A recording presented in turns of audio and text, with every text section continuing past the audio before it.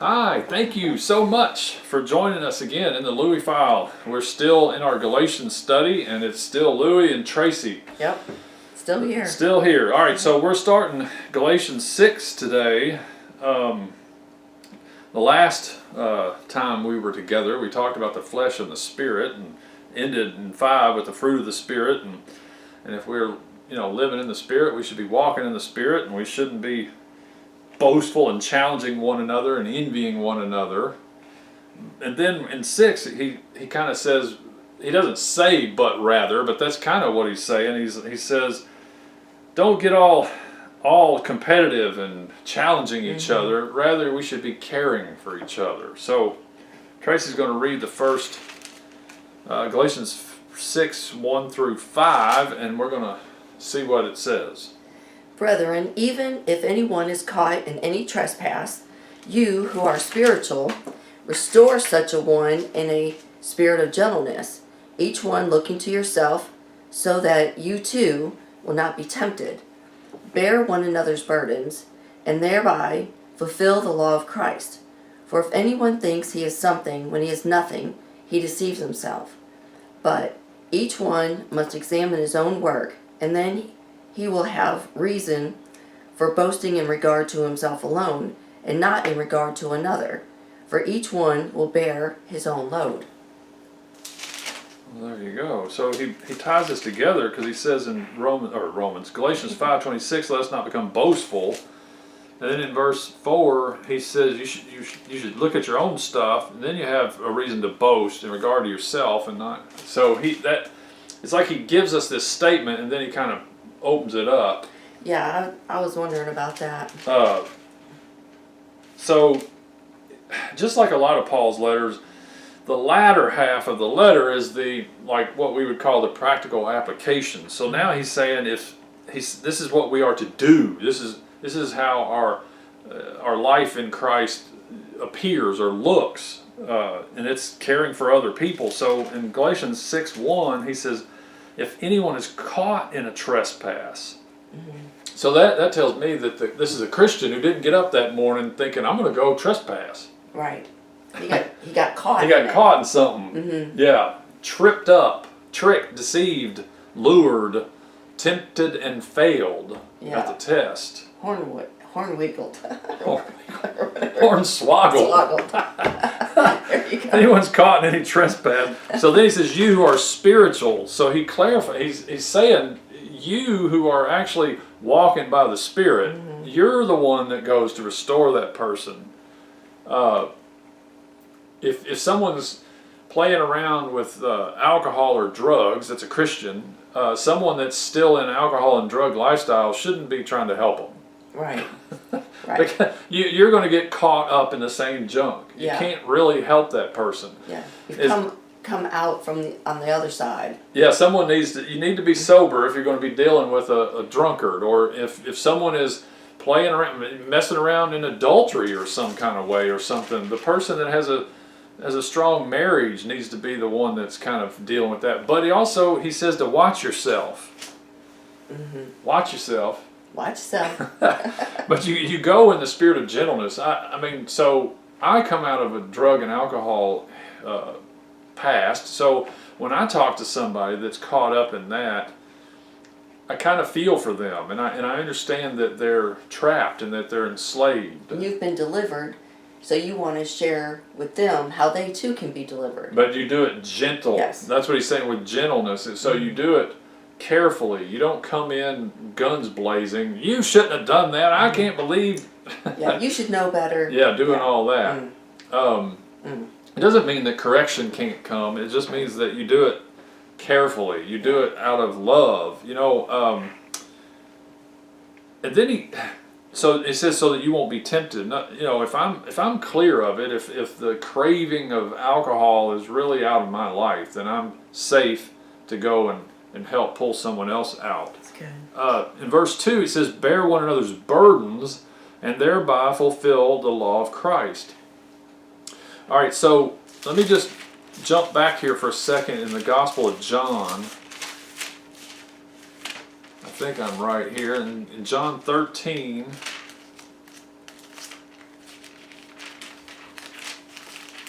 Let's see. John 13, 34 and 35. Jesus says, "A new commandment I give to you, that you love one another, even as I have loved you, that you also love one another. By this all men will know that you are my disciples, if you have love for one another." That's good. So Paul is saying if we bear each other's burdens and fulfill the law of Christ, the law is love. Yeah. The Judaizers, on the other hand, were trying to put some law on the Galatians that they had to carry instead of coming in and helping them carry something.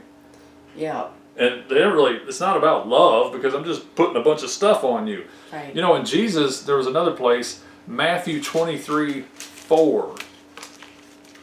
I have quoted this verse a lot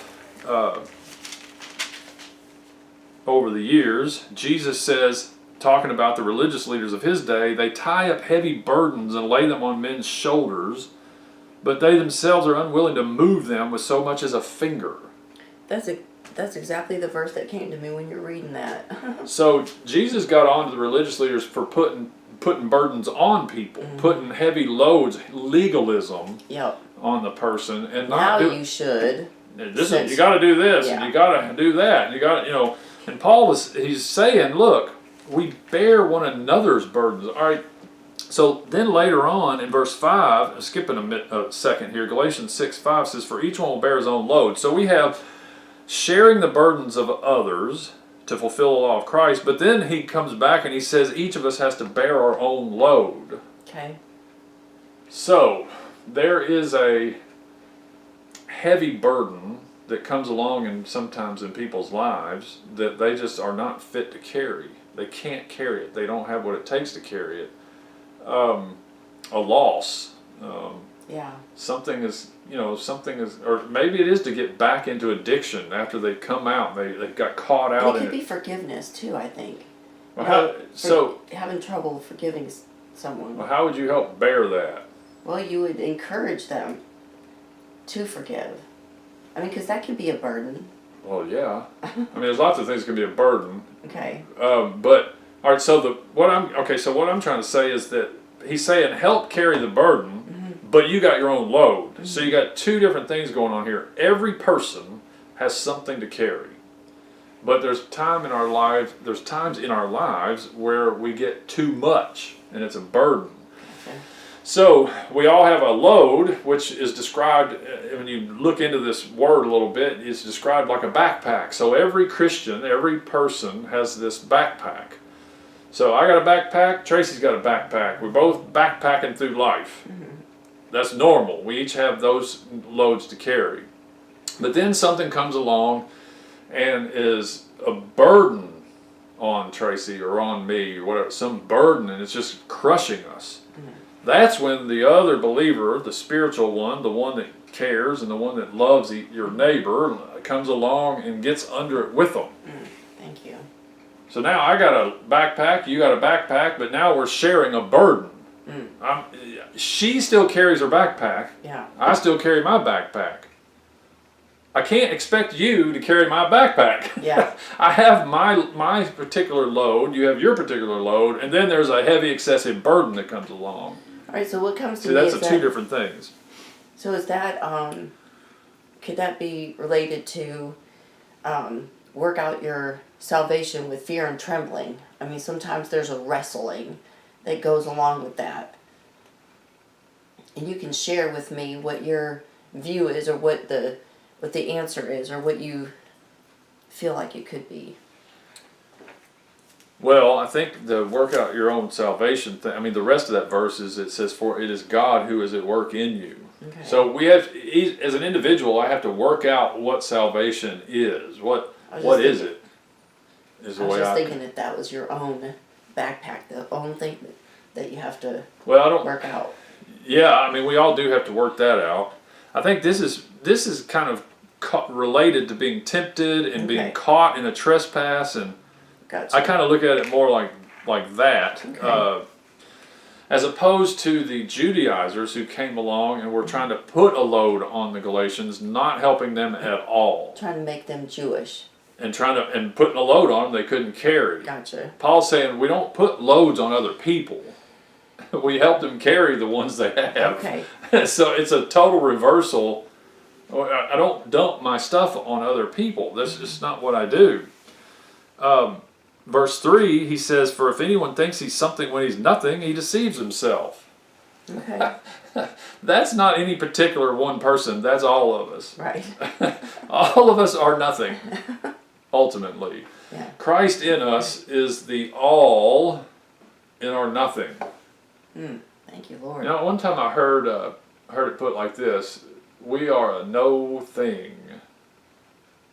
Nothing, no thing. We are no thing when it comes to this, ultimately. It's Christ in us that is the thing. He is the point. If you think you can't help others, if you think you're not going to stoop to help others, if you think, if you think you're never going to have a need of help of someone else carrying your burden, Right. you're thinking a little too highly of yourself. Gotcha. That makes sense. You're thinking you're something when you're nothing. I know some folks like that. I mean, it's, the whole independent mindedness of I don't need anybody else. Yeah. It's a young man's deception, normally.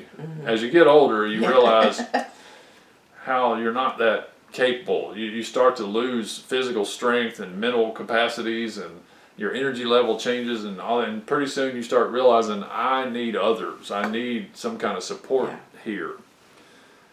So he's saying you're deceiving yourself if you think that you don't need that. And then in verse 4, he brings it back and he says, "But each one must examine his own work." You got to pay attention to your own stuff, your own load, and then you'll have reason for boasting in regard to yourself, himself alone, and not in regard to another. So I can't sit there and look at your stuff and say how great I am, because, well, you have a certain thing you're called to carry, and I have a certain thing that I'm called to carry, and I just carry what I'm called to carry. I mean, I can't look at your load and go, well, you just don't understand what I got to carry. Right. You know what I mean? Yeah, that's not right.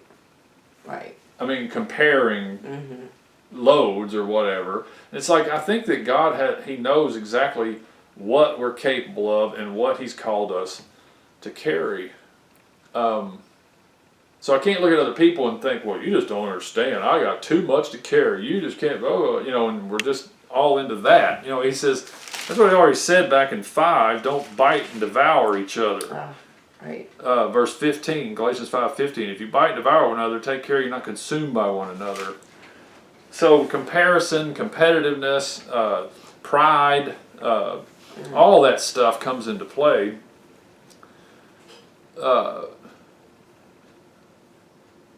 Just focus on your own workload.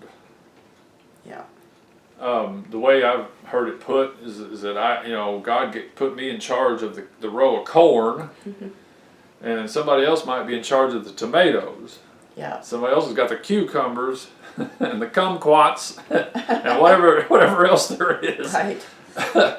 But it's like, I'm trying to take care of the corn, and I'm looking over here trying to tell you how to take care of your tomatoes. Right. It's like, just pay attention to your corn, all right? Stick to your own row. Yeah, stay in your own row. Right. And then if you come to me and say, my tomatoes have become too much of a burden, then maybe I can help you carry some of your tomatoes. Right? I mean, I think that's the point here. Verse 5, for each one will bear his own load. So we all have our own responsibility in the end. And maybe, if you look at this, verse 4 and 5, it says each one must examine his own work, and you'll have reason to boast in regard to yourself alone, not in regard to another, for each one will bear his own load. So, what was it Jesus said? If you're faithful in a few things, He will make you ruler over many. Yeah. So, I'm looking at my load or my row or whatever, and I'm thinking, this is more than I should have to carry, and I'm crying about it to everybody around me because, like, they don't have their own stuff, So now, when the end result is, when I stand before Christ, He's going to say, well, what did you do with the load I gave you? Yeah. That's the real question. Right. And I think really the point is too, is that God is a God for others. And when He lives in us, we too want to help others. Yeah. I mean, in whatever it is. I mean, I think earlier off camera I had mentioned if it's just a physical person in your physical workplace who's struggling with something, that you would just, and really you would have the heart to help them, Yeah. and volunteer. I know that's not what Paul's talking about exactly here, but I think it's a good example. Well, all right, so Philippians 2. Where's Philippians? Galatians, Ephesians, Philippians chapter 2.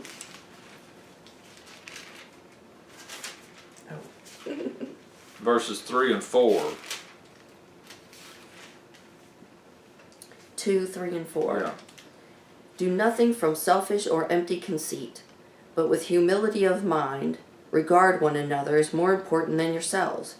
Do not merely look out for your own personal interests, but also for the interests of others. Well, there you go. That's So good. Paul is saying you have your own load. Other people have their load. So it does. I think both of these things can go together. I have my responsibility. You have your responsibility. But I still can be caring and helpful in the other person's responsibility, but not by standing over here dictating, telling you how you ought and you should and you ought. See, that's different than getting under it with you. That's a good point. Yeah, it is. And in the context of the Galatian letter is these Judaizers were coming in there putting a heavy load on the Galatians and not trying to help them at all, just burdening them down. And Paul's saying, this is not, he talking to the Galatians, he's saying, that's not what you do. You don't do what they do. And Jesus even said that when his day, he said, the Pharisees sit in the seat of Moses. Right. So you do what they say, but don't do what they do. So it's like sometimes you get all the words right, the doctrine right, but your life is not right. Yeah. Your attitude toward others is not right. All right, so this is the practical application aspect. good. You're living by the Spirit, you're walking by the Spirit, you're not competitive and proud and boasting and challenging one another, but rather you're going and trying to help and comfort and restore one another.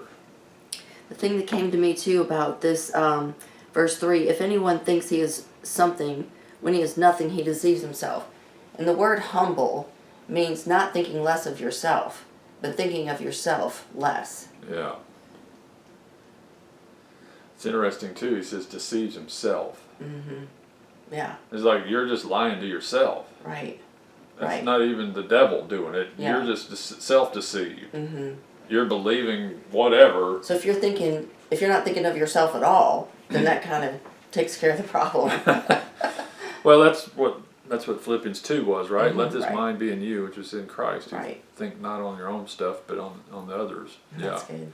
All right, so next Time. video, whenever, because it may or may not be next week, but next Louis file, we're going to get into the next section here, Galatians 6, 6 through 10, about reaping and sowing and the giving and taking care of those who teach the word.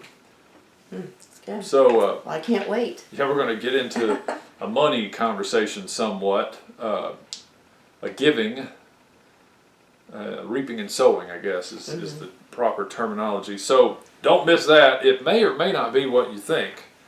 So you'll have to tune in and see. For sure. All right, thanks for watching. We'll see you on the next Louis File. See you guys.